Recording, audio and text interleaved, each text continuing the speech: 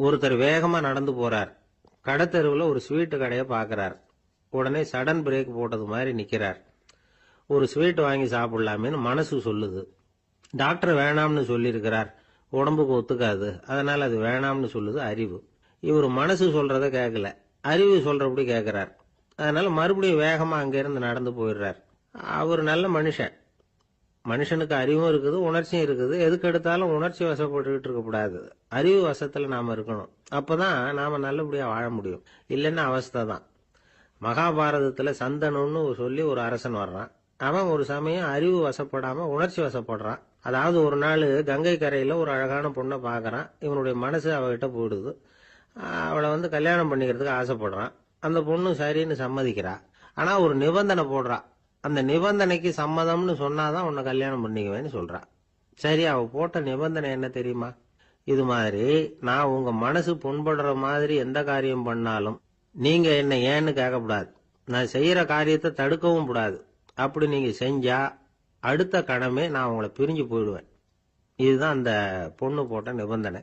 சந்தன அரசன் இந்த நிபந்தனையை ஒத்துக்கலாமா? இதை அறிவுபூர்வமா யோசிச்சிருந்தா இதுக்கு கட்டுப்பட்டுருக்க மாட்டான். இந்த நிபந்தனைக்கு நான் சம்மதிக்க மாட்டேன்னு தான் சொல்லியிருக்கணும். ஆனா அவன் அந்த நேரத்துல உணர்ச்சி வசத்துல இருந்தான். அதனால நீ என்ன சொன்னாலும் சரின்னு ஒத்துக்கிட்டான். அவளை கல்யாணம் பண்ணிக்கிட்டான். இதனால என்ன ஆச்சு? 7 பச்சை இளம் குழந்தைகளை பிறந்த உடனே அவ கங்கையில தூக்கி எறிஞ்சு கொல்லக்கூடிய கோர காட்சிய இவன் ஒண்ணு பின்னாடி ஒன்னா பார்க்க வேண்டியதா போச்சு. கடைசியில 8வது குழந்தை பிறந்ததுன்னு தான் அவனுடைய அறிவு மேலோங்குது. அந்த கொடிய செயலை தடுத்து நிறுத்துறான். அந்த 8வது குழந்தை தான் பின்னாடி பீஷ்மர் ஆகிறார்.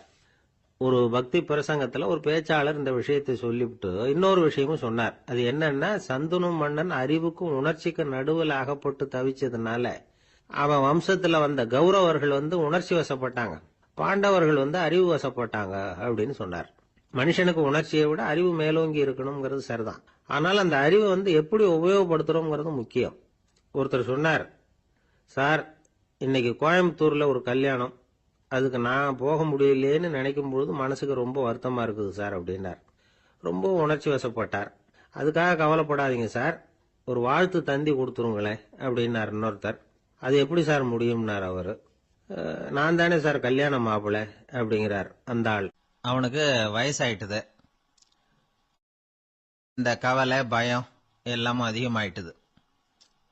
மரண பயம், ராத்திரியில சரியா தூங்க முடியல, இப்படி ஆயிட்டது நிலைமை. அந்த அரசன் ஏற்கனவே எப்படின்னா போர்க்களங்கள்ல எத்தனையோ பேரை ஓட ஓட விரட்டி இருக்கிறான்.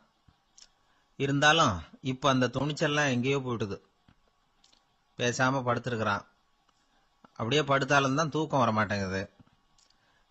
என்ன பண்ணலாம்னு யோசிச்சான் இந்த மன்னன். உடனே எல்லா அமைச்சர்களையும் கூப்பிட்டான். எனக்கு நிம்மதி இல்லை, எதை நினைச்சாலும் பயமா இருக்கு, எனக்கு ஒரு ஆலோசனை சொல்லுங்க அப்படின்னா. என்ன ஆலோசனை வேணும் அப்படின்னு சொல்லி கேட்டாங்க. எனக்கு ஒரு நெருக்கடியான சந்தர்ப்பம் ஏற்பட்டு போச்சுன்னு வச்சுக்கோங்க.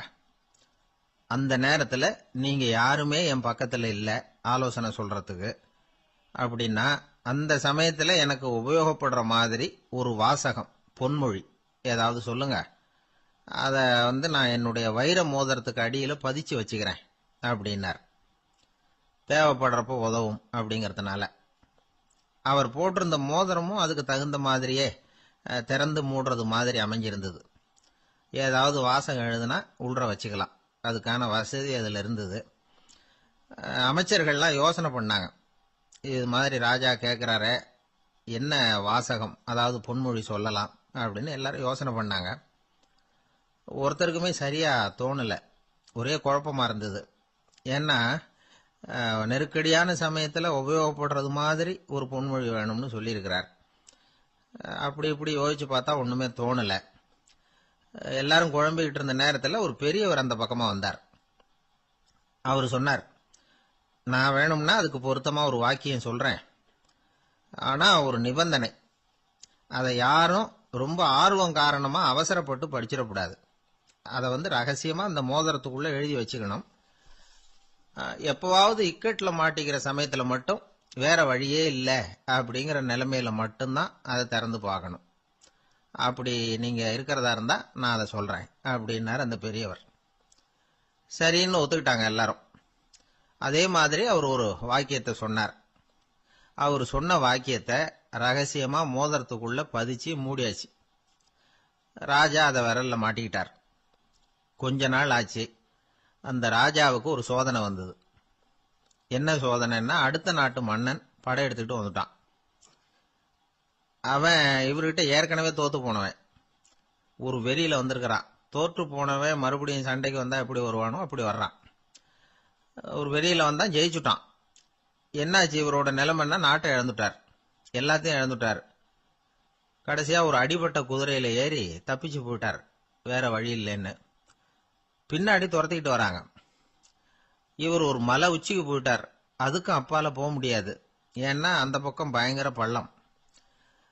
உல்லாச பயணிகள் வந்து கண்டு கழிக்கிற இடம் அது. ஆனா இவருக்கு அது சாவு பயணத்தின் வாசல், திரும்பவும் முடியாது. அவ்வளவு குறுகிய பாதை அது, வேற வழியே இல்லை. இந்த நேரம் சூரிய ஒளி மோதிரத்துல பட்டு மின்னிச்சு. உடனே இவருக்கு ஞாபகம் வந்தது.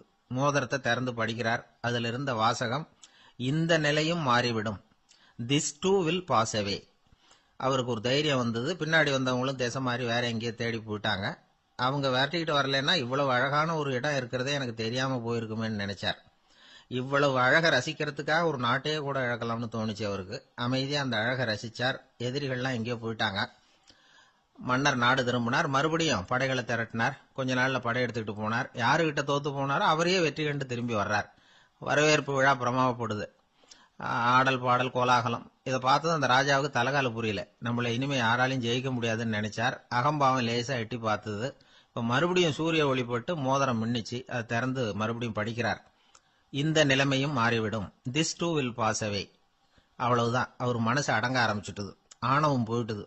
இதுல இருந்து நாம தெரிஞ்சுக்க வேண்டியது என்னன்னா, எந்த சூழ்நிலையிலையும் நாம கவலைப்பட வேண்டியதில்லை. ஏன்னா இங்க எதுவுமே நிரந்தரம் இல்லை.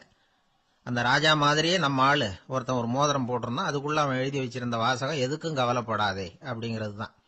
ஒரு நாள் பயங்கரமான கவலையோட உட்காந்துருந்தான். பக்கத்துல இருந்தவங்க சொன்னாங்க, இது மாதிரி சந்தர்ப்பத்துல தான் நீ உன் மோதிரத்தை திறந்து பார்க்கணும்னாங்க. இவனுக்கு கவலையோட எரிச்சலும் சேர்ந்துகிட்டது. அது எப்படி முடியும், இப்ப திருட்டு போனது என்னோட அந்த மோதிரம் தானே அப்படின்னு சொல்லிவிட்டு தலையில கை வச்சுட்டு உட்காந்துட்டான். இப்படிலாம் சொல்றது உண்டு. இருந்தாலும் நாம எந்த சூழ்நிலையிலையும் கவலைப்பட வேண்டியதில்லை அப்படிங்கிற உண்மையை புரிஞ்சுக்கணும். அப்படி கவலைய வெல்றதுக்கான வழி தெரிஞ்சுட்டதுன்னா வாழ்க்கையில வெற்றி நிச்சயம். அங்க நபிகள் நாயகம் உட்கார்ந்திருக்கிறார். அந்த சமயம் அம்மா அங்க வர்றாங்க. அவங்க கையில திராட்சை பழ கொத்து, அதை கொண்டுகிட்டு நபிகள் கிட்ட கொடுக்குறாங்க. சாப்பிடுங்க அப்படின்னு சொல்லி ரொம்ப அன்பா வேண்டிக்கிறாங்க. நபிகள் நாயகமும் ரொம்ப பிரியமா அதை வாங்கிக்கிட்டார். அதுக்கப்புறம் அதை சாப்பிட ஆரம்பிச்சார். நபிகள் நாயகம் மதீனாவில் தங்கியிருந்தப்போ இது மாதிரி நிறைய பேர் பழங்களையும் தின்பண்டங்களையும் கொண்டுகிட்டு வந்து கொடுக்கறது வழக்கம். நபிகள் நாயகம் என்ன பண்ணுவார்னா, அதையெல்லாம் வாங்குவார். உடனே பக்கத்தில் இருக்கிற தோழர்கள் எல்லாருக்கும் பகிர்ந்து கொடுப்பார், தானும் சாப்பிடுவார். இதுதான் எப்போதும் வழக்கம். ஆனா இந்த தடவை என்னாச்சு தெரியுமா, அவர் அப்படி பண்ணல. ஒவ்வொரு பழமா எடுத்து தானே சாப்பிட்டுக்கிட்டு இருக்கிறார். அவர் விருப்பமா சாப்பிடுகிற காட்சியை ஆசை தீர பார்த்துக்கிட்டு இருந்தாங்க அந்த வயசான அம்மா, அந்த பழத்தை கொடுத்தவங்க. அவங்களுக்கு ரொம்ப மகிழ்ச்சியா இருந்தது, மன நிறைவா இருந்தது. நாம ஆசையா கொண்டுகிட்டு வந்து கொடுக்குற பழத்தை நபிகள் நாயகம் இவ்வளவு பிரியமா சாப்பிடுறாரே அப்படின்னு நினைச்சு ரொம்ப சந்தோஷப்பட்டாங்க. அதுக்கப்புறம் அங்கிருந்து அவங்க புறப்பட்டு போயிட்டாங்க. அந்த அம்மா போனதுக்கு அப்புறம் பக்கத்துல இருந்த தோழர்கள் பேச ஆரம்பிச்சாங்க. ஏன்னா அவங்களுக்கு சந்தேகம், இன்னைக்கு வித்தியாசமா நடந்துகிட்டாரே அப்படின்னு. அண்ணலே, எது உங்களுக்கு வந்தாலும் எங்க எல்லாருக்கும் கொடுத்துட்டு தான் நீங்க சாப்பிடுவீங்க.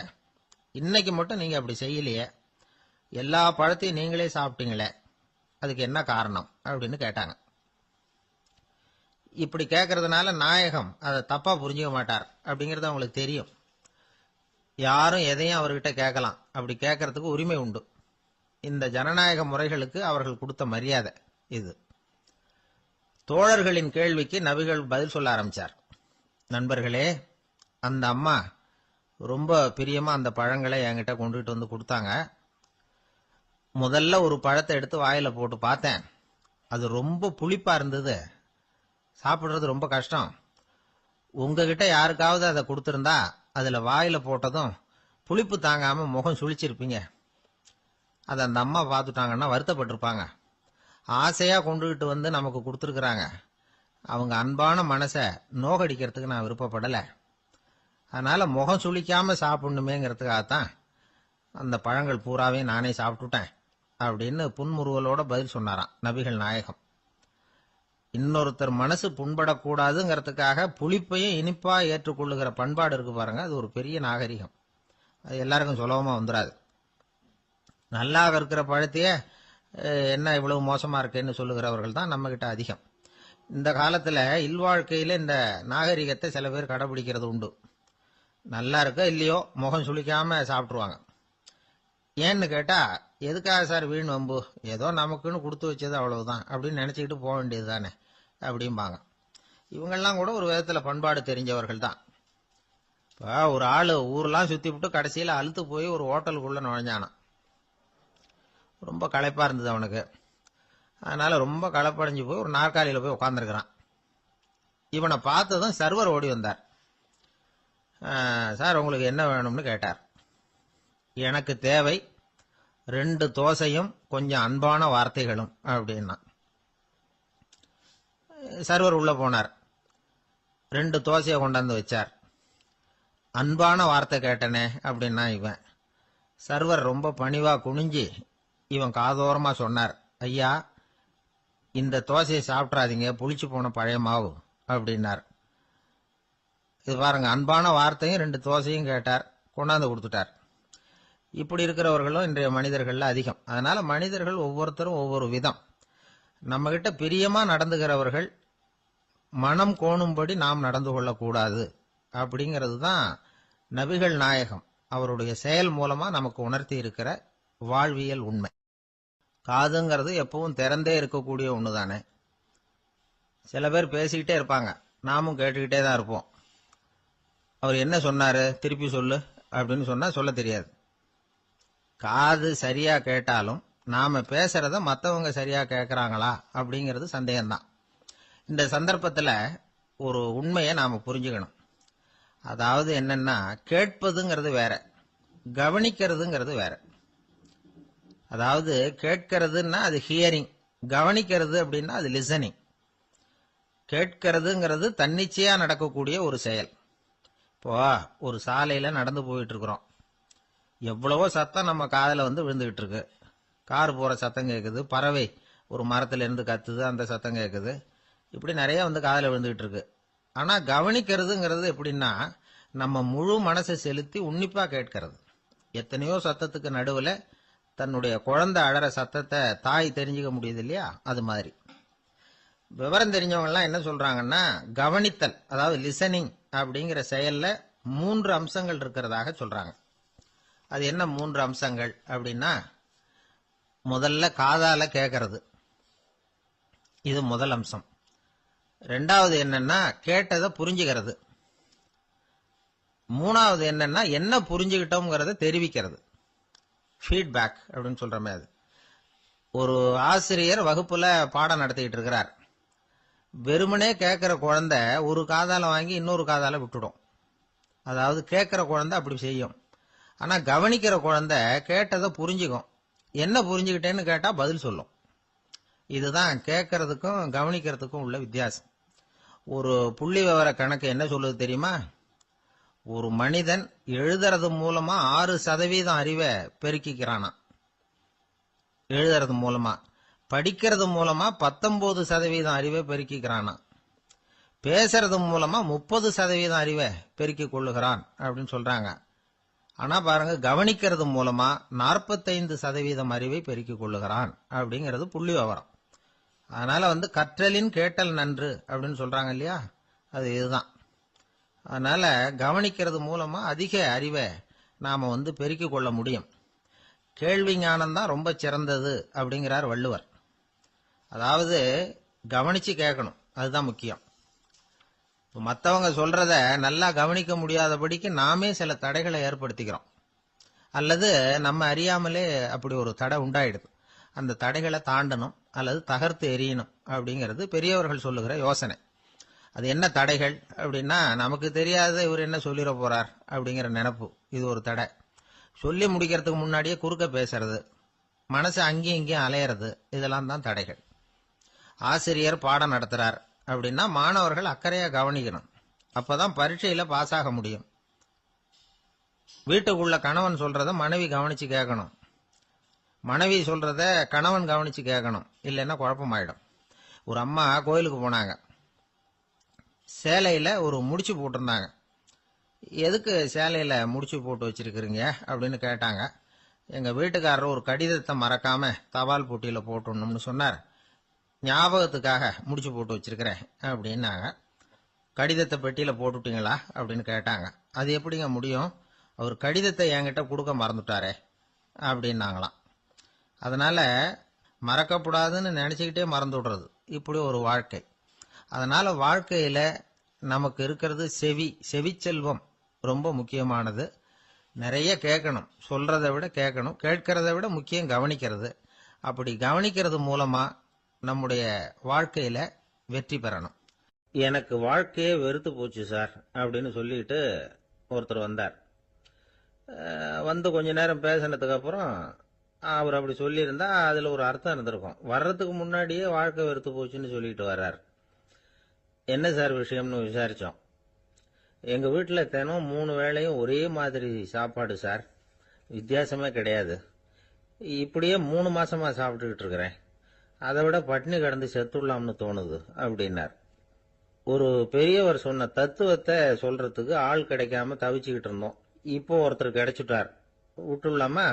உடனே அவரை உட்கார வச்சு சொல்ல ஆரம்பிச்சிட்டோம். அதாவது நாம அனுபவிக்கிற உணர்வுகள்ல களிப்பு, மகிழ்வு, ஆனந்தம், இது 3க்கும் ஒண்ணுக்கு ஒண்ணு வித்தியாசம் உண்டு. மேம்போக்கா பாக்கிறதுக்கு இது 3 ஒண்ணு மாதிரி தோணும். ஆனா அது அப்படி இல்லை. களிப்புங்கிறது உடம்ப பொறுத்தது, மகிழ்வுங்கிறது மனசை பொறுத்தது, ஆனந்தம்ங்கிறது ஆன்மாவை பொறுத்தது. இப்படி இந்த 3 வகையான அந்த சுவைப்புகளின் தன்மையும் வேற வேற. இப்ப முதல்ல களிப்புங்கிறத எடுத்துக்குவோம். நம்ம புலன்களுக்கு களிப்பை தரக்கூடிய பொருள்களுக்கு சில விசேஷ குணம் உண்டு. அது எப்படின்னா, சீக்கிரமே சலிப்பு உண்டு பண்ணும். ஒருத்தர் அந்த பொருளை எடுத்துக்கிட்டா அது இன்னொருத்தருக்கு குறைஞ்சிரும். உணவு, உடை, இதெல்லாம் களிப்பை தரக்கூடிய பொருள்கள். இப்போ உதாரணத்துக்கு, ஒரு சாப்பாட்டு மேசையில ஒரு பாத்திரத்துல 10 இட்லி இருக்கு. அதுல ஒரு 2 இட்லியை நம்ம தட்டுல எடுத்து வச்சு சாப்பிட்றோம். நாம சாப்பிட்ட அந்த இட்லி நிச்சயமா எதிரில் உட்கார்ந்துருக்கிறவருக்கு இல்லை, அவருக்கு உபயோகப்படாது.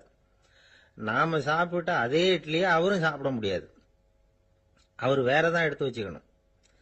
அது மாதிரி நாம ஒரு சட்டையை எடுத்து போட்டுக்கிறோம், அதே சட்டையை அதே நேரத்தில் இன்னொருத்தர் போட்டுக்க முடியாது. புலன்களுக்கு களிப்பை தரக்கூடிய இது மாதிரி பொருள்கள்லாம் முதல் தடவை நமக்கு கொடுக்கிற களிப்பை 2வது தடவையும் கொடுக்காது. 3வது தடவை இன்னும் குறையும், கடைசியில வெறுப்பாக மாறிடும். ஒவ்வொன்னா இட்லியை தொடர்ந்து சாப்பிட்றோம்னு வச்சுக்கோங்க, முதல் இட்லி தரக்கூடிய சுவையை 30வது இட்லி தராது. முதல் தடவை புது சட்டையை போட்டுக்கிறப்ப நமக்கு இருக்கிற களிப்பு அதே சட்டையை 100வது தடவையா போட்டுக்கிறோம்னு வைங்க, அப்ப இருக்குமா? இருக்காது. இதுதான் களிப்பு. அதாவது சீக்கிரமே சலிப்பை தரக்கூடியது. ஒருத்தர் எடுத்துக்கிட்டா இன்னொருத்தருக்கு குறைஞ்சு போகக்கூடியது. ஆனா மகிழ்ச்சிங்கிறது அப்படி இல்லை. ஒருத்தர் அனுபவிக்கிறதுனால இன்னொருத்தருக்கு குறைஞ்சு போகாது. இப்ப காலையில சூரியன் உதயம் ஆகிறத பார்த்து சந்தோஷப்படுறோம், அதையே இன்னொருத்தரும் பார்த்து சந்தோஷப்படலாம். ஒரு நல்ல சங்கீதத்தை கேட்கிறோம், ஒரு அழகான ஓவியத்தை ரசிக்கிறோம், நீங்க ரசிக்கிற அதே நேரத்தில் இன்னொருத்தரும் அதை ரசிக்கலாம். அதனால அது குறைஞ்சு போறதில்ல. இது மகிழ்வு. ஆனா ஒண்ணு, ஒரே பாடலை திரும்ப திரும்ப கேட்டுக்கிட்டு இருந்தா கடைசியில் அலுப்பு தட்டும். அதாவது மகிழ்வுங்கிறது எப்படின்னா, மற்றவங்களோட பகிர்ந்து கொள்றதுனால குறையாது. ஆனா ஒரே பொருள் மீண்டும் மீண்டும் அனுபவிப்ப தர்றப்போ முதல்ல மகிழ்வு அதிகரிச்சு அதுக்கப்புறம் அது மங்கி மறைஞ்சு போடும். இதுதான் அந்த மகிழ்வுங்கிறதுக்கு இலக்கணம். சரி, இப்போ 3வதா சுகம் தரக்கூடிய ஆனந்தம்ங்கிறது எப்படின்னா, இது நமக்கு உள்ளே இருந்து சுரக்கிறது. மனசு சலனங்கள்ல இருந்து விடுபடுறப்போ இந்த ஆனந்தம் நமக்கு கிடைக்கும். இது நிலையான சுகம், ஆத்ம சுகம். களிப்பிலிருந்து மகிழ்வுக்கும், மகிழ்விலிருந்து ஆனந்தத்துக்கும் செல்றதுதான் மனிதன் நடத்த வேண்டிய முக்கியமான பயணம். இவ்வளவு விஷயத்தையும் கேட்டுட்டு இந்த காலத்து பையன் ஒருத்தன் வந்தான். சார், இப்போ நீங்க ஒரு சாப்பாட்டு மேசையில ஒரு 10 இட்லி வைக்கிறீங்க, என்ன உட்கார வைங்க, எதிரில் இன்னொருத்தனை உட்கார வைங்க. நான் களிப்பு மகிழ்வுலாம் தாண்டி நேரடியா ஆனந்தத்துக்கு பயணம் பண்ணி காட்டுறேன் அப்படின்னா. ஒன்றும் புரியல அவன் சொன்னது. அது எப்படி, என்ன பண்ணுவ நீ அப்படின்னு சொல்லி கேட்டோம் ஆச்சரியமா. 2 இட்லி சாப்பிட்டா தானே சார் களிப்பு, நான் 10 இட்லியும் மொத்தமா சாப்பிட்டுருவேன், அடுத்தவனுக்கு எதுவும் கிடைக்காது, அவனுக்கு கிடைக்காதபடி நாமே சாப்பிட்டுறோம்ல, அதுதானே நமக்கு ஆனந்தம் அப்படின்னு அதுக்கு ஒரு விளக்கம் சொல்றான். ஒரு ஆளை அடையாளம் கண்டுபிடிக்கணும்னா அதுக்கு சுலபமான வழி என்ன? முகத்தை பார்த்து கண்டுபிடிக்கிறது தான். ஆனா மனுஷன் தப்பு பண்ண ஆரம்பிக்கும் பொழுது அவனை கண்டுபிடிக்கிறதுக்கு வேற வழிகளை தான் கையாள வேண்டியிருக்கு. கைரேகை அதுக்கு ரொம்ப உபயோகப்படுது.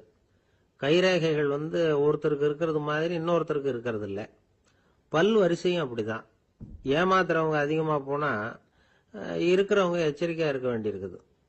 பயோமெட்ரிக்ஸ் அப்படிங்கிறது ஒரு பெரிய தொழில்நுட்பம். இதை உபயோகப்படுத்தி சில பாதுகாப்பு உத்திகளை எல்லாம் உருவாக்கி இருக்கிறாங்க அமெரிக்காவில். வீட்டுக்கு சொந்தக்காரர் குரல் கொடுத்தா கதவு திறக்கும், அல்லது அவர் கை வச்சா கதவு திறக்கும். மற்றவங்க யாரு என்ன பண்ணாலும் கதவு திறக்காது. இது ஒரு முறை.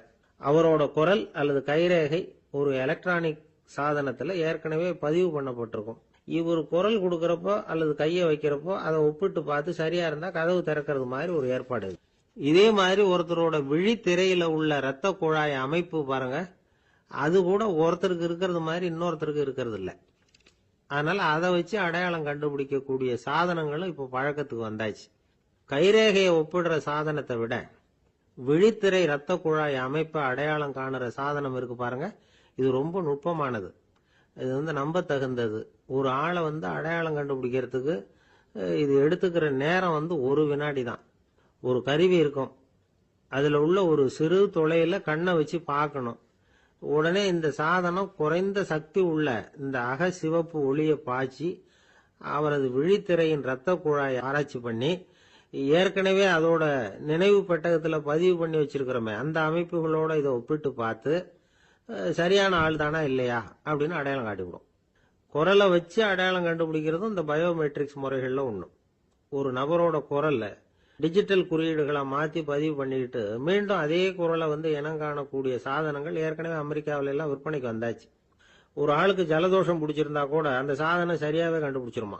குரலை மாத்தி பேசுறவங்க கூட இந்த கருவியை ஏமாற்ற முடியாது. இதை ஆஸ்பத்திரிகள், வங்கிகள்ல உள்ள இரும்பு பெட்டக காப்பறைகள் இங்கெல்லாம் உபயோகப்படுத்தலாம்.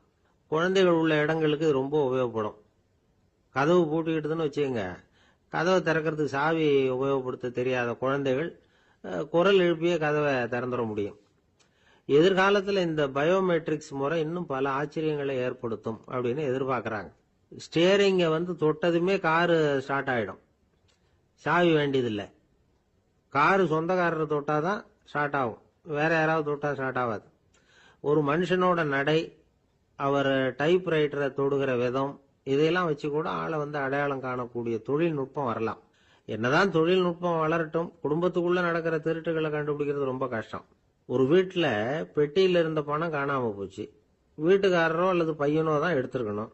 பெட்டியை திறந்து பார்த்தா அந்த வீட்டுக்காரம்மா இதுல இருந்து பணத்தை எடுத்தது நிச்சயமா என் வீட்டுக்காரரு தான் அப்படின்னு சொல்ல முடியல அவங்களால. யோசிச்சாங்க. என்னம்மா இப்படி யோசிக்கிறீங்களேன்னு கேட்டிருக்காங்க. நிச்சயமா இந்த பணத்தை எடுத்தது என் வீட்டுக்காரர் இல்லை அப்படின்னு உறுதியா சொல்லிவிட்டாங்க அந்த அம்மா. இது கேட்டவங்களுக்கு ரொம்ப ஆச்சரியமா இருந்தது. அந்த வீட்டுக்காரருக்கு இது ரொம்ப பெருமையா இருந்தது. அது எப்படி அவ்வளவு கரெக்டா சொல்றீங்க அப்படின்னு கேட்டிருக்கிறாங்க. அப்ப அந்த அம்மா சொல்லிச்சான், பெட்டியில இன்னும் கொஞ்சம் பணம் மிச்சம் இருக்குது, இவர் எடுத்திருந்தாருன்னா அப்படி மிச்சம் வச்சிருக்க மாட்டார், அதனாலதான் அப்படி சொன்னேன் அப்படின்னாங்க. ஒரே ஒரு ஊர்ல ஒரு அம்மா இருந்தாங்க. அந்த அம்மாவுக்கு ஒரே ஒரு பிள்ளையாண்டான். அவனுக்கு ரொம்ப அக்கறையோட கல்யாணம் பண்ணி வச்சாங்க. கல்யாணம் முடிஞ்சதும் மருமக பொண்ணு வீட்டுக்கு சேர்ந்தது. அப்பாடா, என் கடமை முடிஞ்சது, இனிமே அக்கடான்னு எங்கேயாவது ஒரு மூலையில படுத்து கிடக்கலாம் அப்படின்னு நினைச்சாங்க அந்த அம்மா. ஆனா நினைக்கிறபடி எங்க நடக்குது?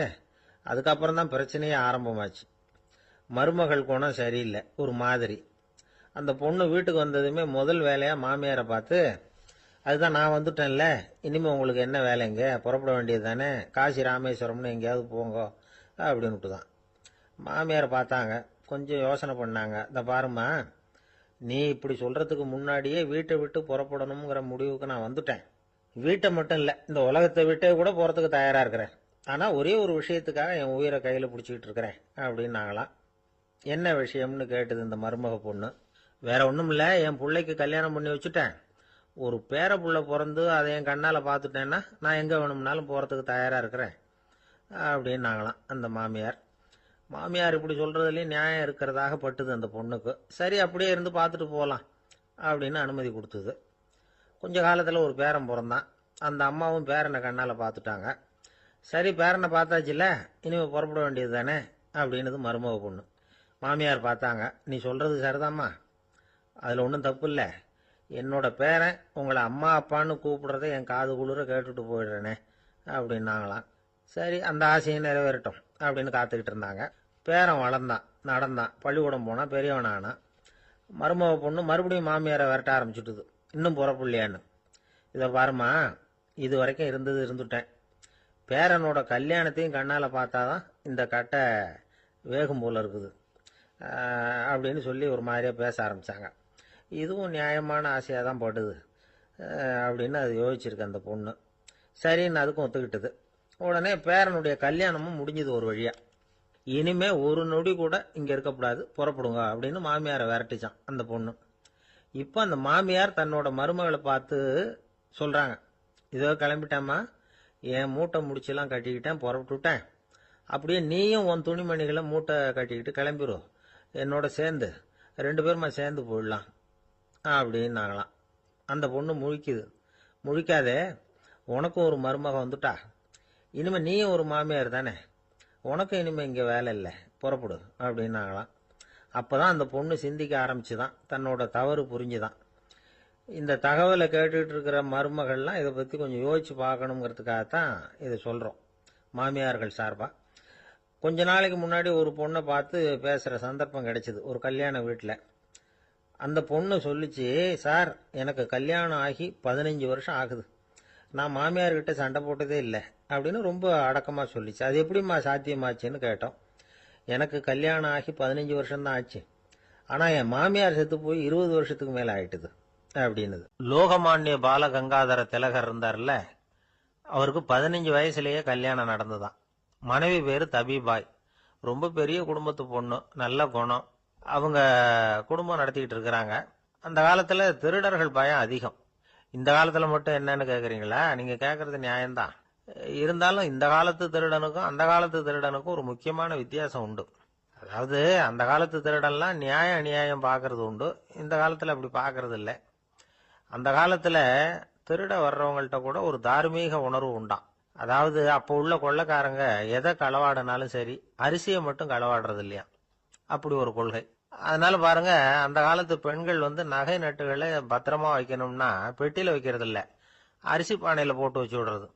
இப்பெல்லாம் பேங்க்ல சேஃப்டி லாக்கர்னு இருக்குல்ல, அது மாதிரி அந்த காலத்துல சேஃப்டி லாக்கருங்கிறது அரிசி பானை. வளையல், மூக்குத்தி, தோடு இப்படி எதுவா இருந்தாலும் அதுல போட்டு பத்திரமா வச்சிருவாங்க. திருடன் அரிசி பானை பக்கம் போறதில்ல. ஏன்னா சாப்பிடுற விஷயத்துல கை வைக்கக்கூடாது, அது பாவம் அப்படின்னு அவன் நினைக்கிறான். திலகரோட மனைவி தபிபாயும் அதே மாதிரி தன்னுடைய ஆபரணங்களை ஒரு அரிசி பானைக்குள்ள போட்டு மூடி வச்சிருந்தாங்களாம். இப்படி இருந்தப்போ ஒரு நாள் ஒரு பிச்சைக்கார பொண்ணு வீடு வீடா பிச்சை கேட்டுக்கிட்டே வந்திருக்குது. திலகர் வீட்டுக்கும் தர்மம் போடுங்க தாயே அப்படின்னு தான் அந்த பொண்ணு. அந்த அம்மா தபிபாய் காதுல இது விழுந்திருக்கு.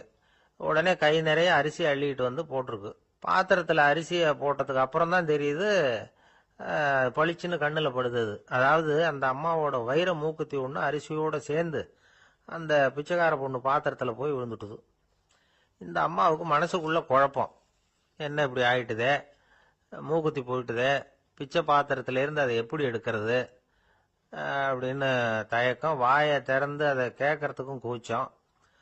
திண்ணையில உட்கார்ந்து இருந்த திலகர் இவ்வளவையும் பார்த்துக்கிட்டு இருக்கிறார். மனைவியின் மனசுக்குள்ள நடக்கிற மௌன போராட்டத்தை அவர் நல்லா புரிஞ்சுக்கிட்டாராம். மனைவியை பார்த்து சொன்னாராம், தபிபாய், இது தெய்வ சம்மதம், அவளுக்கு சேர வேண்டிய மூக்குத்தி அவகிட்ட போயிட்டுது, பிச்சை பாத்திரத்துல விழுந்த மூக்குத்தியை எடுக்க வேணாம் அப்படின்னாராம். சரின்னு சொல்லிவிட்டு மேற்கொண்டு எதுவும் சொல்லாம அந்த அம்மா வீட்டுக்குள்ள போயிட்டாங்களாம். இந்த காலத்துல எல்லாம் அது மாதிரி நடக்குமா? வெறும் அரிசியை போட்டுட்டு விவகாரம் பண்ணிட்டு இருக்க மாட்டோமா? ஒரு பெரிய மனுஷன் வீட்டுக்கு ஒரு பிச்சைக்காரன் வந்தான். ஐயா, நாங்க பிச்சைக்காரங்கள்லாம் சேர்ந்து ஒரு சங்கம் வச்சிருக்கிறோம், அதுக்கு நிதி சேர்க்குறோம், அதுக்கு ஒரு 100 ரூபா கொடுத்தீங்கன்னா எங்களுக்கு பெரிய உதவியாக இருக்கும் அப்படின்னானா. அதெல்லாம் ஒன்றும் கொடுக்க முடியாது போ அப்படின்னாராம் அவர். அப்படின்னா ஒரு 50 ரூபாயாவது கொடுங்களேன் அப்படின்னு இருக்கான். அதுவும் முடியாதுன்னு சொல்லிவிட்டார். 25 ரூபா அப்படின்னு இருக்கான். எதுவும் முடியாது அப்படின்னாராம். சரிங்க, இவ்வளவு பெரிய வீட்டுக்கு வந்துட்டு வெறுங்கையோட திரும்புறது நல்லா இருக்காது, அதனால சும்மா ஒரு 1 ரூபா மட்டுமாவது கொடுங்க அப்படின்னு இருக்கான் அவன். ஒரு பைசா கூட என்கிட்ட கிடையாது அப்படின்னு விட்டாரான் இவர். அப்படின்னா நீங்க ஒரு காரியம் பண்ணுங்களேன் அப்படின்னானா அவன். என்ன செய்யணும் அப்படின்னு இருக்கார்.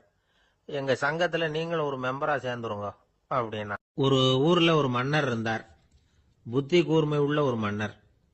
பொதுவா மன்னர்களுக்கு சந்தேகம் வந்தா சபையில உள்ள சான்றோர்கள் கிட்ட கேட்டு தெரிஞ்சுக்கிறது தானே வழக்கம். ஆனா இங்க அப்படி இல்லை. மற்றவங்களுக்கு சந்தேகம் வந்தா மன்னர்கிட்ட வந்து கேட்டு தெரிஞ்சுக்குவாங்க. அது மாதிரி கேட்டு தெரிஞ்சுக்கிறதுக்காக ஒரு பெரியவர் ஒரு நாள் வந்தார்.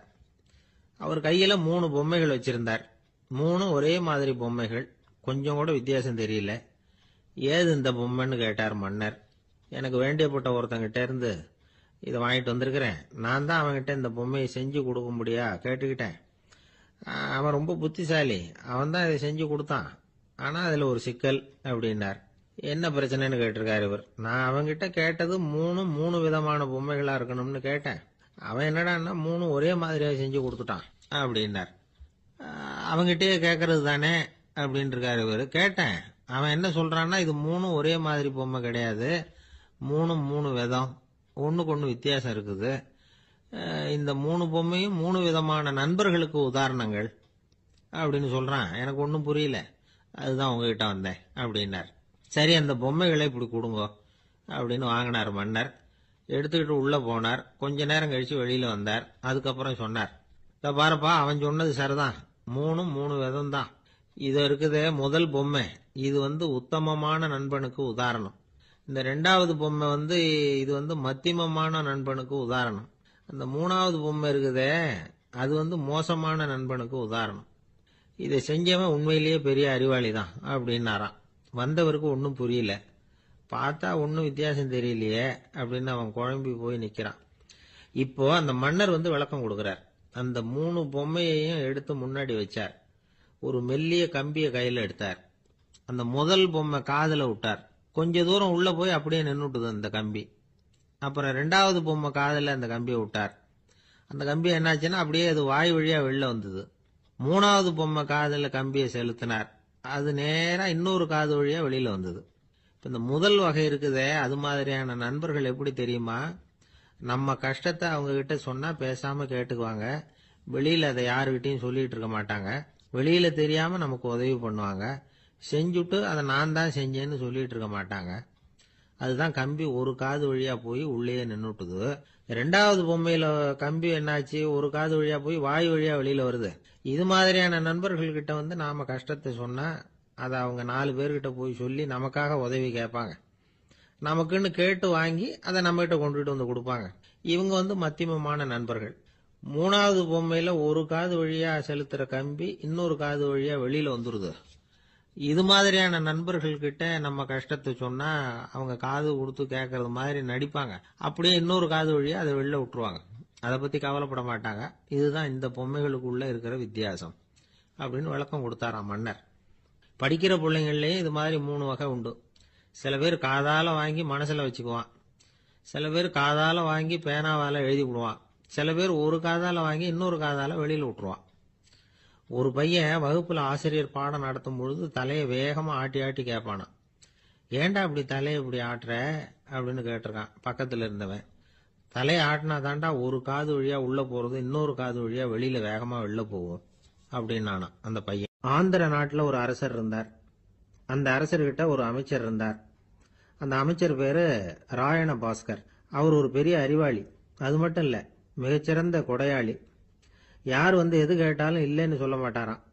அதன் காரணமாவே அவர்கிட்ட இருந்த செல்வம் நாளுக்கு நாள் குறைஞ்சிக்கிட்டே வந்துட்டுதான். கடைசியில குடும்பத்துக்குன்னு எதுவும் வைக்காமலே அவர் போய் சேர்ந்துட்டார். மகனும் இறந்துட்டார். அந்த குடும்பத்துல மிஞ்சி இருந்தது அவருடைய மருமகள், ஒரு பேரன், அவ்வளவுதான். இருந்த ஒரே சொத்து பழுதடைஞ்ச ஒரு வீடு. அந்த அம்மா மற்ற வீடுகளில் வேலை செஞ்சு தன்னுடைய பிள்ளைய படிக்க வச்சுக்கிட்டு வராங்க. அந்த புள்ள ஒரு பெரிய வள்ளலுடைய பேரன்கிறது அந்த பள்ளி வாத்தியார்களுக்கும் தெரியும்.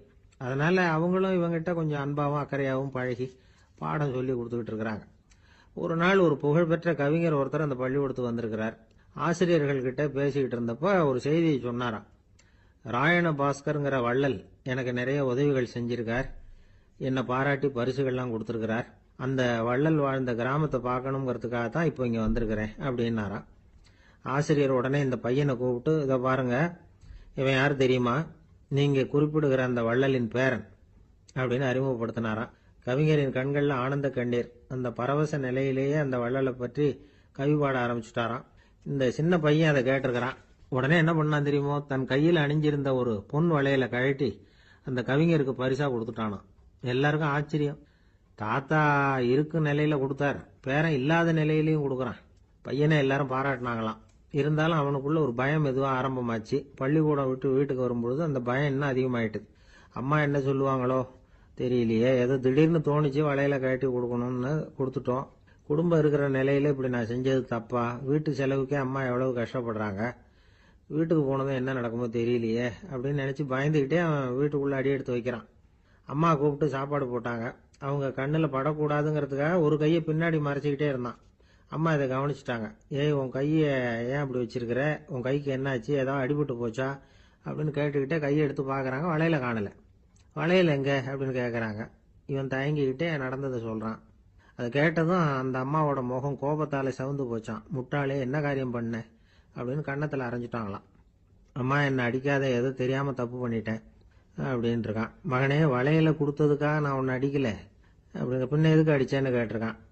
உன் பாட்டனார் ஒரு பெரிய வள்ளல், அவர் எதையும் பாதி வேலையை செய்யறதில்ல, அவருடைய பேரை நீ அரைகுறை வேலை செஞ்சுட்டு வந்திருக்கிற அப்படின்னாங்களாம். என்னம்மா சொல்றேன் இருக்கான். நீ ஒரே ஒரு வளையல மட்டும்தானே கழட்டி கொடுத்துருக்குற, கொடுக்கறதா இருந்தா ரெண்டையும் சேர்த்துல கொடுத்துருக்கணும், அதுதானே உங்க தாத்தாவுக்கு பெருமை அப்படின்னாங்களாம்.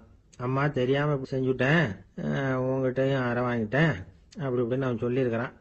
இப்போ அம்மா கொஞ்சம் இருங்க, அந்த கவிஞர் இன்னைக்கு நம்ம ஊர்ல தான் தங்கியிருப்பார், நாளைக்கு காலையில தான் அவர் எங்க இருக்காருன்னு விசாரிச்சு இன்னொரு வளையலையும் கொடுத்துட்றேன் அப்படின்னு இருக்கான். மகனே, நல்ல செயல்களை எல்லாம் நாளைக்குன்னு ஒத்தி போடாத, நாளைக்கு என்ன நடக்குங்கிறது யாருக்கு தெரியும், இப்பவே போ, எங்க இருக்காருன்னு பாரு அப்படின்னு இருக்காங்க. மகன் புறப்பட்டான். பள்ளி ஆசிரியர்கிட்ட போய் கேட்டானா அந்த கவிஞர் எங்க இருக்காருன்னு. அவர் சொன்னாராம். உடனே போய் அவர் இருக்கிற இடத்துல கதவை தட்டியிருக்கான். ராத்திரி நேரத்தில் இவனை கண்டதும் அவருக்கு ரொம்ப ஆச்சரியம். இவன் இன்னொரு கை வளையலையும் எடுத்து நீட்டியிருக்கான். அவர் திகைச்சு போய் நிற்கிறார். அவரால் என்ன பண்றதுன்னே தெரியல. ஆனந்த கண்ணீர். இது பெரியவர்கள் கூற கேட்ட ஒரு வரலாறு. இன்னைக்கு இப்படிப்பட்டவங்களை பார்க்க முடியுமா? வறுமை வள்ளல் தன்மையை ஒன்று செய்து விடாதுங்கிறதுக்கு இது ஒரு உதாரணம். ஒருத்தன் இன்னொருத்தனை பார்த்து கேட்டானா, எங்க தாத்தா உங்க தாத்தாவுக்கு 100 ரூபா கடன் கொடுத்துருக்கிறார், அதை எப்போ திருப்பி கொடுக்க போறேன்னு. கவலைப்படாத, எங்க பேரன் அதை உங்க பேரன்ட்ட திருப்பி கொடுத்துருவான் அப்படின்னு நானா. ஒரு கணவன் மனைவி எப்ப பார்த்தாலும் அவங்க 2 பேருக்கும் இடையில சண்டை வந்துகிட்டே இருந்தது. இதுல என்ன ஆச்சரியங்கிறீங்களா? நான் அதுக்காக சொல்ல வரல, இது வேற விஷயம். அதாவது சண்டை போடாம இருக்கிறதுக்கு வழி சொல்ற தகவல் இது. நான் சொன்ன அந்த கணவன் மனைவி எப்படின்னா, கணவன் ஒரு வார்த்தை சொன்னா மனைவி கிட்ட இருந்து 2 வார்த்தை பதிலா வரும். இதுக்கு கணவன் கிட்ட இருந்து 4 வார்த்தை பதிலா வரும். இப்படி வார்த்தைகள் பெருகி போய் கடைசியில வம்புல முடியும். அந்த அம்மா பொறுத்து பொறுத்து பார்த்தாங்க, அவங்களால தாக்கு பிடிக்க முடியல. பக்கத்து வீட்லயும் ஒரு கணவன் மனைவி இருந்தாங்க, அவங்களுக்குள்ள சண்டை வர்றதில்ல. அது எப்படி அவங்களால மட்டும் சண்டை போடாம இருக்க முடியுது அப்படின்னு இந்த அம்மாவுக்கு ஆச்சரியம். ஒரு நாள் நேரா பக்கத்து வீட்டு அம்மா கிட்டே போய், ஏம்மா, நீங்க எப்படி கணவனும் மனைவியும் சண்டை போட்டுக்காம இருக்கிறீங்க, அது எப்படி முடியுது உங்களால அப்படின்னு கேட்டாங்க. அதுக்குன்னு ஒரு மருந்து இருக்குது, அதை சாப்பிட்டா சண்டை வராது அப்படின்னாங்க அவங்க. சரிங்க, அந்த மருந்தை அவரு சாப்பிட மாட்டாரே, மாட்டேன்னு சொல்லிட்டா என்ன பண்றது அப்படின்னு கேட்டிருக்கிறாங்க இவங்க. அந்த மருந்து அவருக்கு இல்லம்மா, உனக்கு தான் அப்படின்னாங்களாம் அவங்க. அப்படியா, அப்படின்னா கொடுங்க, ரொம்ப நல்லதா போச்சு, அதை எப்படி சாப்பிடுறதுங்கிற விவரத்தையும் சொல்லுங்க, எங்க அது கிடைக்கும்ங்கிறதையும் சொல்லுங்க, வாங்கிக்கிறேன் அப்படின்னு கேட்டாங்களாம் இவங்க. வேற எங்கேயும் போய் வாங்க வேண்டாம், என்கிட்டே இருக்க அந்த மருந்து, அதுல கொஞ்சம் தர்றேன், வாங்கி வச்சுக்க. உன் வீட்டுக்காரர் உன்னோட சண்டையை ஆரம்பிக்கிற போலாம் நீ இந்த மருந்துல 1 அவுன்ஸ் வாயில ஊத்திக்கணும். அதை உடனே குடிச்சிடக்கூடாது, ஒரு 5 நிமிஷமாவது அது வாயில இருக்கணும், அதுக்கப்புறம் குடிச்சுடலாம் அப்படின்னு சொல்லி ஒரு பாட்டில் மருந்தை அந்த அம்மா கிட்ட கொடுத்து அனுப்புனாங்களாம். மருந்தை எடுத்துக்கிட்டு இந்த அம்மா வீட்டுக்கு வந்திருக்கிறாங்க. வீடு பூட்டி இருந்ததுனால கணவன் வந்து வாசல்லையே காத்துக்கிட்டு இருக்கிறான். மனைவியை கண்டதும் சண்டை போட ஆரம்பிச்சிட்டான். வீட்டை பூட்டி விட்டு எங்கே போய் தொலைஞ்ச, எவ்வளவு நேரமாக ஒரு மனுஷன் வாசல்லையே காத்துட்டு கிடக்கிறது, அப்படி இப்படின்னு கத்த ஆரம்பிச்சிட்டான். மனைவி இதுக்கு பதிலே சொல்லலை. அந்த அம்மா பேசாம வீட்டை திறந்தாங்க. சமையல் அறைக்குள்ளே போனாங்க. ஒரு அவுன்ஸ் மருந்தை வாயில் ஊற்றிக்கிட்டாங்க.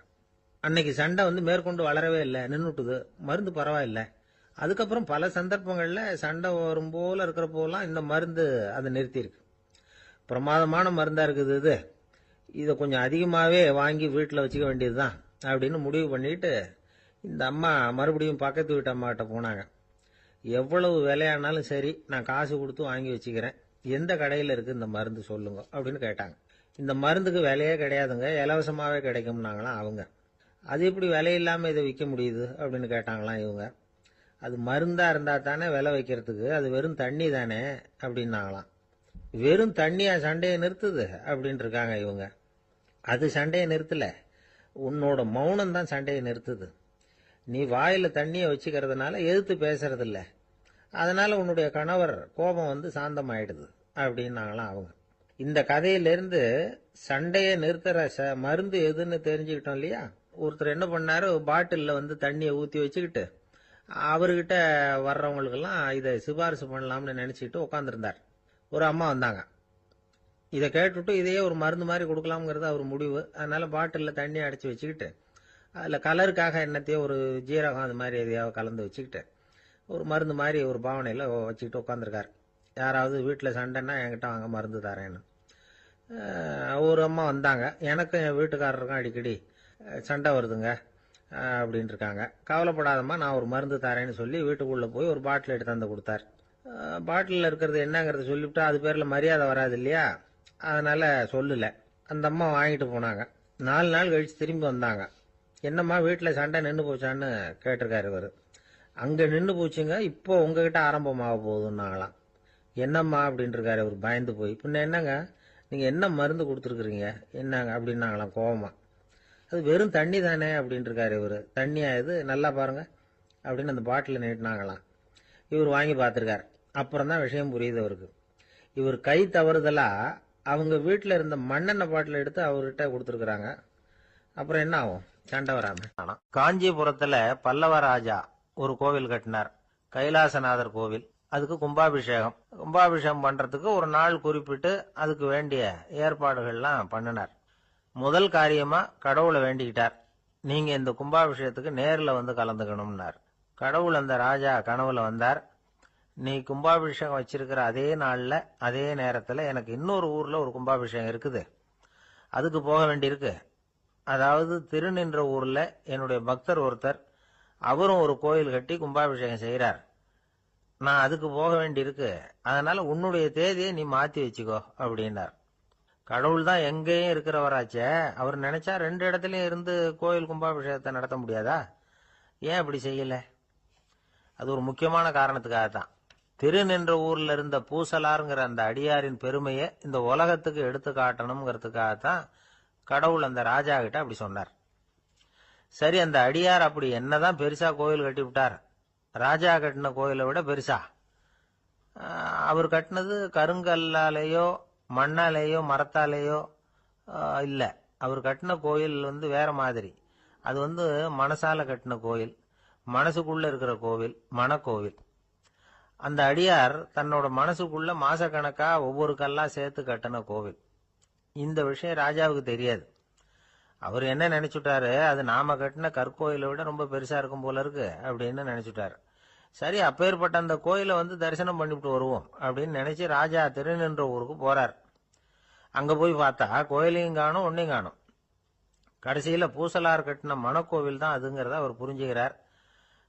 உடனே அந்த அடியாரின் காலில் விழுந்து வணங்குறார். அவரோ, இது மனசால முயன்ற கோவில், இதுக்கு இத்தனை பெருமையா அப்படின்னு ஆச்சரியப்படுறார். இதுல ஆச்சரியப்படுறதுக்கு ஒண்ணும் இல்ல.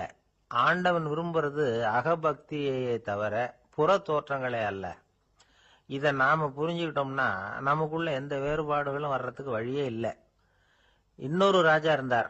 அவரு ஆண்டவனுக்கு படைக்கிறதுக்காக ஒரு தார் நல்ல செவ்வாழைப்பழமா எடுத்துக்கிட்டு போகணும்னு நினைச்சார். அதனால முத நாளே அதை வாங்கிட்டு வர சொன்னார் வேலைக்காரங்கிட்ட. வேலைக்காரன் போனான், கடத்தெருவில் ஒரு தார் பழம் வாங்கினான். வர்ற வழியில அவன் குடிசை. அப்படியே எட்டி பார்த்துட்டு போவோமேன்னு நினைச்சான். போனான். அங்க இவனோட குழந்தை பாவம் பசியால கத்திட்டு இருக்கு. இவன் பார்த்தான், இவ்வளவு பெரிய தாரில் ஒரு 2 பழம் எடுத்தா தெரியவா போகுது அப்படின்னு நினைச்சு ஒரு 2 பழத்தை பிச்சு அந்த குழந்தைகிட்ட கொடுத்தான். அது அதை வாங்கி வயிறார சாப்பிட்டது. பசி அடங்குச்சு. விளையாட போயிட்டுது. இவன் அதுக்கப்புறம் வாழைப்பழத்தை எடுத்துக்கிட்டு அரண்மனைக்கு வந்தான். 2 பழம் பிச்சிருக்கிறது ராஜாவுக்கு தெரிஞ்சு போச்சு. இவன் உண்மையை சொல்லிவிட்டான். உடனே ராஜா, கடவுளுக்கு படைக்க வேண்டிய பொருளை குழந்தை வந்து எச்சில் பண்ண விட்டுருக்கியே அப்படின்னு சொல்லி அவனை கட்டி வச்சு சாட்டையால் அடிச்சார் பாவம். மறுநாள் பழத்தை கோயிலுக்கு எடுத்துட்டு போனார். கடவுள் முன்னாடி வச்சார். கடவுள் கண்ணை திறந்து பார்த்தார். பழம்லாம் அழுகி இருக்குது. என்ன இது அழுகி போன பழம் அப்படின்னார். ராஜா முழிச்சார். நல்லா தானே இருந்தது அப்படின்னு நினைச்சார். அப்போ கடவுள் அந்த ராஜா கிட்ட சொன்னாராம், இத பாருப்பா, இந்த தாரில் 2 பழம் தான் நல்ல பழம். அந்த 2 பழங்களையும் நேத்திக்கே நான் சாப்பிட்டுட்டேன் அப்படின்னாராம். அப்பதான் ராஜாவுக்கு புரிஞ்சுது, ஏழை குழந்தையின் பசியை தீர்க்கறதுக்காக உதவுன அந்த 2 பழம் தான் இறைவன் சாப்பிட்ட பழம்னு. இறைவன் இருக்கிற இடம் எது? இதுதான். உங்க பையன் எப்படி சார் இருக்கான் அப்படின்னு விசாரிச்சார் ஒருத்தர். அவன் என்ன சார், எதை சொன்னாலும் காதில் வாங்க மாட்டேங்கிறான், அவன் பாட்டுக்கு போறான் வர்றான் அப்படின்னு சொல்லி அழுத்துக்கிட்டார் அப்பா. பெரியவங்க சொல்றதை சின்ன பிள்ளைங்க கேட்கறது இல்லைங்கிறது ஒரு குறை. பெரியவங்க சொல்றது சின்ன பிள்ளைங்க காதலையே விழறது இல்லைங்கிறது ஒரு குறை. இது கொஞ்சம் சீரியஸான விஷயம், கவனிச்சு பார்க்கணும். ஒரு குழந்தைக்கு காது சரியா கேட்குதா இல்லையா அப்படிங்கிறத நாம தான் கவனிச்சு பார்த்து கண்டுபிடிக்கணும். அதுவா நம்ம கிட்ட தவழ்ந்து வந்து, அப்பா எனக்கு காது கேட்கல, அழைச்சிட்டு போங்க டாக்டர்கிட்ட அப்படின்னுலாம் சொல்லிக்கிட்டு இருக்காது. அது சரி, ஒரு குழந்தைக்கு காது சரிவர கேட்குதா இல்லையா அப்படிங்கிறத முன்கூட்டியே நாம தெரிஞ்சுக்கிறது எப்படி? அதுக்கு சில வழி இருக்கு. உங்க குழந்தைய கொஞ்சம் அப்படியே கவனிச்சு பாருங்க. அடிக்கடி ஜலதோஷம், காதுல அரிப்பு ஏற்படுதா? மூக்கு வந்து விரிவாகவும், அப்புறம் வந்து டான்சில், அடினாய்டு, சத அழற்சி, இது மாதிரி ஏதாவது இருக்கா? வாயிலிருந்து எச்சில் ஒழுகுதா? குழந்தை வாயினால சுவாசிக்குதா? பற்கள் வந்து முன்னாடி தள்ளி வளருதா? இதெல்லாம் அதுக்கு அறிகுறி. அப்புறம் இந்த V, P, T, F, DH இப்படி இந்த ஒலிகள் சேர்ந்த வார்த்தைகளை வந்து குழந்தை வந்து சரியா புரிஞ்சுக்காது. இப்போ உதாரணத்துக்கு பட்டுன்னு சொல்லு குழந்தை அப்படின்னீங்கன்னா அது வந்து கட்டுன்னு சொல்லும். அதாவது பட்டு சவுண்டை அதால புரிஞ்சுக்க முடியல. அப்புறம் உங்க குழந்தை வந்து உங்களை உறக்க பேச சொல்றானா, அடிக்கடி கேள்வி கேட்கறானா, சாப்பிட்றப்போ கவனம் இல்லாம இருக்கானா, படிப்புல போதுமான முன்னேற்றம் இல்லையா, வகுப்புல சரியா கவனிக்கிறது இல்லையா, இப்படிலாம் இருந்தா ஆரம்பத்திலேயே டாக்டர் கிட்ட அழைச்சிட்டு போய் சிகிச்சையை வந்து ஆரம்பிச்சுடலாம், குணப்படுத்தி விடலாம். குழந்தைக்கு காது சரியா கேட்கலன்னா நீங்க செய்ய வேண்டியது என்ன தெரியுமா? அவனுக்கு காது கேட்கலங்கிறதுக்காக அவன் முன்னாடி சத்தம் போட்டு பேசக்கூடாது. மெதுவா சீரா பேசணும். அவனை பார்த்து பேசணும். உங்க உதட்டு அசைவுகள் வந்து அவனுக்கு உதவும். அதை பார்த்தே புரிஞ்சுக்குவான். நீங்க வாயில வெத்தலை பாக்கு போட்டுக்கிட்டோ புகை பிடிச்சிக்கிட்டோ பேசக்கூடாது. அப்படி பேசினா அவனால அந்த உச்சரிப்பை சரியா புரிஞ்சுக்க முடியாது. ஒரு வார்த்தையை சொல்றீங்க, அவனுக்கு புரியல அப்படின்னா அதே வார்த்தையை மறுபடியும் சொல்லணும். அவனுக்கு நீங்க முதல்ல சொன்ன வார்த்தை புரியலன்னு நினைச்சுக்கிட்டு மறுபடியும் திருப்பி சொல்றப்போ அதே அர்த்தம் வரக்கூடிய வேற வார்த்தையை சொல்லக்கூடாது. இப்படிலாம் நடந்துகிட்டா அவனுக்கு வந்து மன திடத்தை ஏற்படுத்த முடியும். இல்லைன்னா அவனுக்கு வந்து தாழ்வு மனப்பான்மை வந்துடும். குழந்தைக்கு காது கோளாறுன்னா ஆரம்பத்திலேயே டாக்டர் கிட்ட அழைச்சிட்டு போனா போதும், குணப்படுத்தி விடலாம். அப்புறம் பார்த்துக்கலாமே அப்படின்னு அலட்சியமா இருந்துட்டாதான் கஷ்டம். சில பேர் கோபத்துல சின்ன பிள்ளைங்க காதை பிடிச்சி திருகிறது உண்டு. இது ரொம்ப தப்பு. காது கையோட வந்துட்டா என்ன பண்றது? ஒரு வேடிக்கை கதை. அது கதை தான், நிஜமா நடந்தது இல்லை. அது மாதிரி நடக்கும் நடக்காது. ஒரு வேடிக்கைக்காக சொல்லப்படுற கதை. அதாவது ஒரு வீட்டில் அப்பா வந்து அம்மாவை பார்த்து சொல்லிட்டு இருக்கார், இதை பாரு, நாளைக்கு காலையில் என்னை சீக்கிரம் எழுப்பி விட்டுரு, நான் செங்கல்பட்டு வரைக்கும் போயிட்டு வர வேண்டியிருக்கு அப்படின்னாராம். இதை அவங்க பையன் காதில் வாங்கிட்டு இருக்கான். அப்பாவுக்கு சிரமம் வேண்டாமே அப்படின்னு நினைச்சு அவனே காலையில யாருக்கும் தெரியாம எழுந்திருச்சு புறப்பட்டு செங்கல்பட்டு போட்டான். சாயந்தரமா திரும்பி வந்தான். அப்பா பையனை காணாம அலமோதிக்கிட்டு இருக்கிறார். சாயந்தரமா பையனை பார்த்ததும் எங்கடா போயிட்டு வந்தேன்னு கேட்டார் கோவமா. செங்கல்பட்டுக்கு போயிட்டு வந்தேப்பா, நீ வீணா அலைய வேண்டாமேன்னு அப்படின்னா.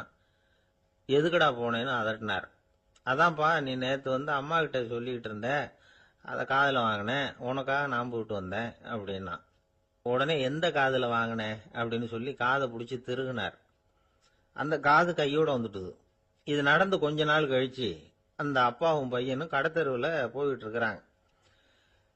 எதிரில் ஒரு நாய் ஓடி வந்தது. அதுக்கு 2 காதும் இல்லை. என்ன இது, இந்த நாய்க்குட்டிக்கு 2 காதும் இல்லை அப்படின்னாரு அப்பா. அதுக்கு பையன் சொல்றான், அப்பா அது 2 தடவை செங்கல்பட்டுக்கு போயிட்டு வந்துருவோம் அப்படின்னு. ஒரு காட்டுல ஒரு முனிவர் இருந்தார். ஒரு நாள் அவரை தேடிட்டு 4 பேர் வந்தாங்க. சுவாமி, எங்களுக்கு ரொம்ப நாளா ஒரு சந்தேகம்னாங்க. என்னன்னு கேட்டார். இந்த உலகத்துல எவ்வளவோ காரியங்கள் நடக்குது, எது நியாயம் எது அநியாயம் அப்படின்னு புரிஞ்சுக்க முடியலன்னாங்க. அது யாராலையும் புரிஞ்சுக்க முடியாதுன்னார் முனிவர். வந்தவங்களுக்கு ஆச்சரியமா போச்சு. ஒரு மாதிரியா பார்த்தாங்க. இத முனிவர் கவனிச்சார். சரி, புறப்படுங்க என்னோடன்னார். எங்கன்னு கேட்டாங்க. இப்போ உங்க 4 பேரையும் ஒரு புஷ்பக விமானத்துல அழைச்சிட்டு போறேன். இந்த உலகத்துல சர்வசாதாரணமா நடக்கக்கூடிய ஒரு காட்சியை உங்களுக்கு காட்ட போறேன். நீங்க பார்க்க போற அந்த காட்சி நியாயமா அநியாயமா அப்படிங்கறத என்கிட்ட சொல்லணும். நீங்க சரியான பதில் சொன்னா புஷ்பக விமானத்துல தொடர்ந்து பிரயாணம் பண்ணலாம். தவறான பதில் சொன்னா இந்த புஷ்பக விமானம் உங்களை கீழே தள்ளி விட்டுரும் அப்படின்னார். 4 பேருக்கும் பயம்தான். இருந்தாலும் முனிவர் கூப்பிடுறாரு அப்படின்னு சொல்லி புறப்பட்டாங்க. அவங்க எல்லாரும் புறப்பட்டு ஒரு காட்டு வழியா போயிட்டு இருக்கிறாங்க புஷ்பக விமானத்துல. அங்க நடக்கிற ஒரு காட்சியை காட்டுறார் முனிவர். அதோ அங்க பாருங்கன்னார். அந்த விமானத்துல இருந்தபடியே எல்லாரும் கீழே குனிஞ்சு பாக்குறாங்க. அங்க ஒரு தாய் புலி அப்பதான் குட்டி போட்டிருக்கு. குட்டிகளை ஈன்ற உடனே பசிக்கு இறை தேடி அந்த பக்கமா வருது. அதே நேரம் ஒரு தாய் மான், அதுவும் அப்பதான் குட்டி போட்டிருக்கு. அதுவும் இதே மாதிரி குட்டிகளை ஈன்ற உடனே பசிக்கு இறை தேடி அந்த பக்கமா வருது. இப்ப அந்த புலி அந்த மானை அடிச்சு போட்டுடுது. அதுவும் சாப்பிடுது, குட்டிகளுக்கும் கொடுக்குது. இப்போ அந்த புலி குட்டிகள் முகத்துல மகிழ்ச்சி, தாயை இழந்த அந்த மான் குட்டிகள் முகத்துல துக்கம். இப்போ அந்த முனிவர் 4 பேர்கிட்டையும் கேட்கிறார், நீங்க இங்க பாத்தீங்களே, இதுல எது நியாயம் எது அநியாயம்? ஒவ்வொருத்தரா சொல்லுங்க. உங்க பதில் சரியில்லைன்னா இந்த விமானம் உங்களை கீழே தள்ளி விட்டுரும். சொல்லுங்க பார்க்கலாம்னார். முதல்ல ஒருத்தன் சொன்னான், அந்த புலி செஞ்சது சரிதாங்க. அது பசிக்கு அதுதான் ஆகாரம். தன்னுடைய பசிக்கு தானே இறை தேடிக்கிட்டது. அதுல என்ன தப்பு? அவ்வளவுதான். அதனால புலி செஞ்சது நியாயம்தான் அப்படின்னா. அவ்வளவுதான், அந்த விமானம் அவனை அப்படியே கீழே தள்ளி விட்டுட்டுது. அதனால அவன் கொடுத்த பதில் சரியில்லை அப்படிங்கிறது புரிஞ்சு போச்சு. இப்ப 2வது ஆள் சொன்னான், புலி செஞ்சது பாவம். அந்த தாய்மான் என்ன தப்பு பண்ணிச்சு? இப்ப அந்த குட்டிகளுக்கு யாரு ஆதரவு? அதனால புலி செஞ்சது அநியாயம் அப்படின்னா. அவ்வளவுதான், அவனையும் கீழே தள்ளி விட்டுடுது அந்த விமானம். இந்த பதிலும் சரியில்லை அப்படின்னு ஆயிட்டுது. இப்ப 3வது ஆள் வந்தான். முதல்ல 2 பேர் கீழே விழுந்ததை பார்த்துக்கிட்டு இருந்தான். அதனால அவன் சொன்னான், 2மே நியாயம்தாங்க. புலி இறை தேடினதும் இயற்கை, அதுக்கு மான் இறையானதும் இயற்கை. அதனால இதுல ஒன்றும் தப்பு இல்லைன்னா.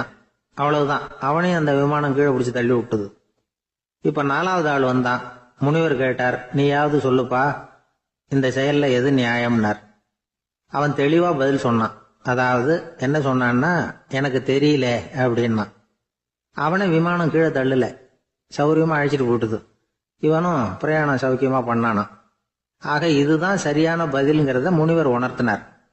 இந்த கதையிலிருந்து நாம புரிஞ்சுக்க வேண்டியது என்னன்னா, இந்த உலகத்துல எவ்வளவோ காரியங்கள் நடக்குது. அதெல்லாம் ஏன் அப்படி நடக்குதுங்கிறதுக்கு எப்பேற்பட்ட பண்டிதராலும் பதில் சொல்ல முடியாது. தெரியாததை தெரியாதுன்னு ஒத்துக்கிட்டா வாழ்க்கை பிரயாணம் சுகமா இருக்கும். அதனால தேவையில்லாத விஷயங்களை புரிஞ்சுக்கிறதுக்கு நேரத்தை செலவு பண்ணிட்டு இருக்க கூடாது. வாழ்க்கையை குழப்பிக்க கூடாது. வாழ்க்கைக்கு தேவையானது என்னவோ அதை மட்டும் புரிஞ்சுக்கிட்டா போதும்.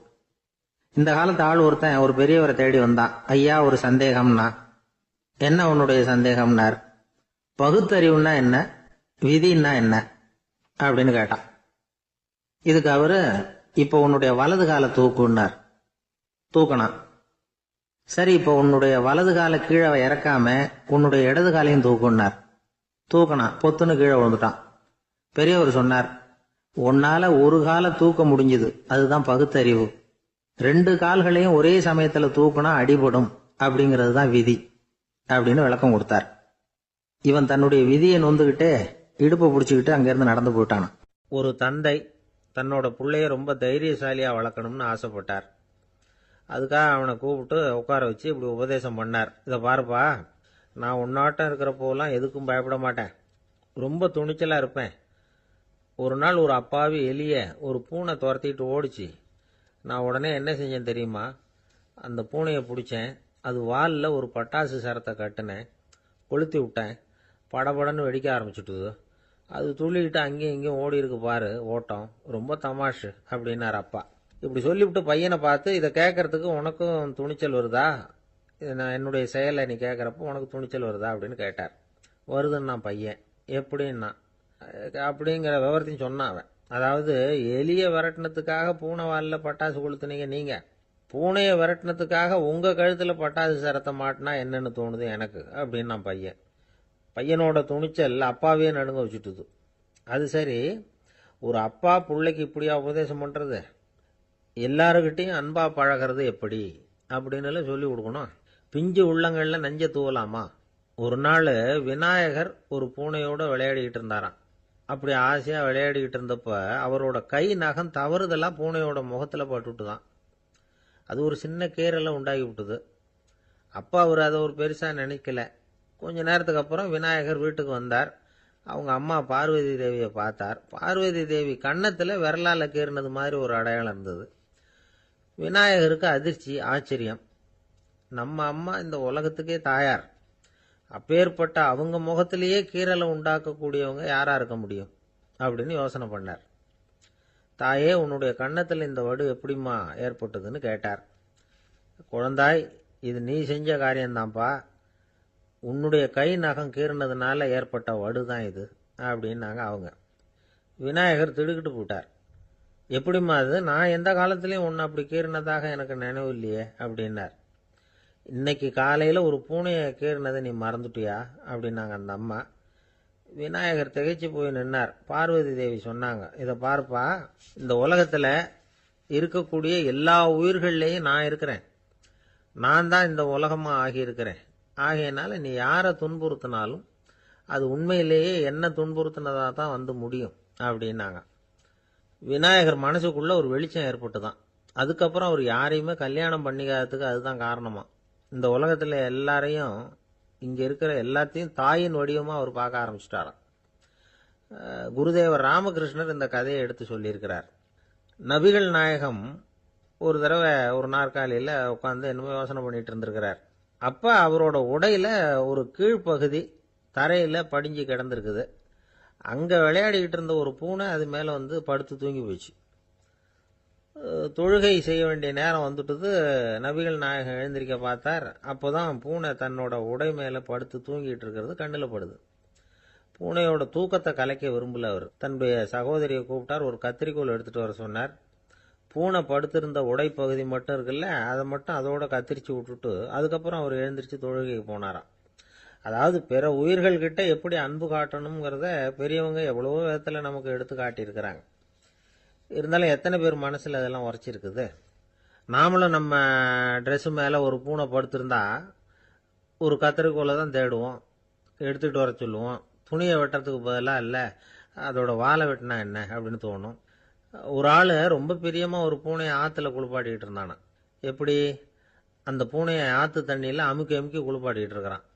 அந்த வழியாக போன பெரியவர் ஒருத்தர் இதை பார்த்தார். இதை பார்ப்பா, பூனையை அது மாதிரி ஆற்று தண்ணியில் அமுக்கி குளிப்பாட்டாத, மூச்சு திணறி செத்து போடும் அப்படின்னு அட்வைஸ் பண்ணார்.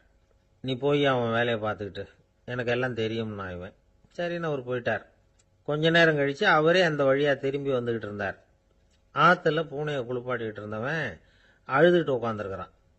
பக்கத்தில் அந்த பூனை செத்து கிடக்குது. இதை பார்த்தார் பெரியவர். நான் தான் அப்பவே சொன்னேனே அந்த பூனையை ஆற்றுல நினைக்காதேன்னு, அதை கேட்டிருந்தா இப்படி ஆயிருக்குமா அப்படின்னார். அந்த ஆள் கோபமாக இவரை முறைச்சி பார்த்தான். அட போய்யா, இந்த பூனை ஆற்றுல குளிச்சதுனால ஒன்றும் செத்து போகல, குளிச்சதுக்கு அப்புறம் அதோட உடம்பு ஈரமாக இருக்குதுன்னு அதை புழிஞ்சேன், அதனால தான் இப்படி ஆயிட்டுது அப்படின்னு நானா. ஒரு தீக்குச்சி தீப்பெட்டியை பார்த்து கேட்டுதான், நாம் 2 பேரும் தானே உரசிக்கிறோம், ஆனால் நான் மட்டும் தீப்பிடிச்சி எரிஞ்சு போகிறேன், நீ அப்படியே இருக்கிறியே அப்படின்னு தான். அதுக்கு தீப்பெட்டி சொல்லியிருக்குது, உனக்கு தலையில் கணம் இருக்குது அதனால் அழிஞ்சு போகிற அப்படின்னு தான். எப்படி இருக்கு பாருங்கள் இந்த பதில். தலையில் கணம் உள்ளவங்க யாருமே சரியாக இருக்க முடியாது. எவ்வளவு பெரியவங்களாக இருந்தாலும் சரி, ரொம்ப கஷ்டம்தான் அது. கர்வம்ங்கிறது கூடவே கூடாது. இதை விளக்கறதுக்கு மகான் ஒருத்தர் ஒரு சம்பவத்தை சொல்கிறார். அர்ஜுனன் தீர்த்த யாத்திரை பண்ணானா. அப்போ தென்னிந்தியாவுக்கு வந்திருக்கிறான். ராமேஸ்வரத்துக்கு போனப்போ அங்கே இலங்கைக்கு கல்லுலாம் அடுக்கி போடப்பட்டிருந்த பாலத்தை பார்த்தானா. ஒரு சின்ன குரங்கு அதுக்கு பக்கத்தில் விளையாடிக்கிட்டு இருந்திருக்கு. அதை பார்த்துட்டு அர்ஜுனன் சிரிச்சிருக்கான். ஏன் சிரிக்கிறேன்னு கேட்டிருக்கு அந்த குரங்கு. ராமன் மிகச்சிறந்த வில் வீரன். அப்படி இருக்கிறப்போ அவன் இலங்கைக்கு அம்புகளாலேயே ஒரு பாலம் கட்டியிருக்கலாம். அதை விட்டுட்டு போயும் உன்ன மாதிரி குரங்குகளை துணையாக வச்சுக்கிட்டு இப்படி ஒரு கருங்கல் பாலத்தை கட்டியிருக்கிறானே அப்படின்னு நானா. அம்புகளால் பாலம் கட்ட முடியுமா அப்படின்னு கேட்டுதான் குரங்கு. ஏன் முடியாது, என்னால் முடியுமேன்னு இருக்கான் அர்ஜுனன். அம்பால் பாலம் கட்டலாம், இருந்தாலும் என்ன மாதிரி குரங்குகள் ஏறி நடந்தா அது தாங்குமா? அதனால தான் ராமர் கருங்கல் பாலமே கட்டினார் அப்படின்னுது குரங்கு சொல்லிச்சான். அப்படியே சொல்கிற, நான் வேணும்னா இப்போ அம்புகளாலேயே ஒரு பாலத்தை கட்டுறேன், நீ அது மேலே ஏறி நடந்து பார். பாலம் விழுந்துட்டுதுன்னா நான் தீ மூட்டி அதில் குதித்து உயிர் தியாகம் பண்ணி விடுறேன் அப்படின்னு நான் ரொம்ப கோபமா. உடனே அந்த சின்ன குரங்கு பெரிய உருவம் எடுத்துட்டு தான் கையில் கதையோடு அர்ஜுனன் முன்னாடி நிற்கிறான் அனுமன். பார்த்தா, என்னுடைய தலைவர் ராமரையா இழிவா பேசுகிற, நீ இப்போ பாலம் கட்டு, நான் என்னுடைய பலத்தை காட்டுறேன் அப்படின்னு அனுமன். அர்ஜுனன் தன்னுடைய காண்டிபத்தை எடுக்கிறான், சரமாரியா அம்புகளை விடுறான். அதெல்லாம் ஒன்னோட ஒன்று கோத்துக்கிட்டு அப்படியே பாலம் மாதிரி நிற்கிது. அர்ஜுனன் தலை நிமிர்ந்து நின்னான். அனுமன் உயர கிளம்பி அங்கேருந்து பாலத்தில் பொத்துன்னு இறங்கினான். பாலம் அப்படியே நொறுங்கி போச்சு தூள் தூளா. என்ன அர்ஜுனா, இப்போ என்ன செய்ய போற அப்படின்னா ஏளனமா. அர்ஜுனன் தலையை தொங்க போட்டுக்கிட்டான். சொன்னபடி தீ மூட்டி அதில் குதிக்கிறதுக்காக 3 தடவை சுற்றி வந்தான். அப்போது கிருஷ்ணர் அங்கே வந்தார். என்ன அர்ஜுனா, என்ன நடக்குது, என்ன இது அப்படின்னு ஒன்றும் தெரியாத மாதிரி கேட்டார். அர்ஜுனன் வாயை திறக்கிறதுக்கு முன்னாடி அனுமன் வாயை திறந்தான், நடந்ததை சொன்னான். அர்ஜுனன் சவால் விட்டபடி உயிர் திறந்தே ஆகணும்னு அனுமன்.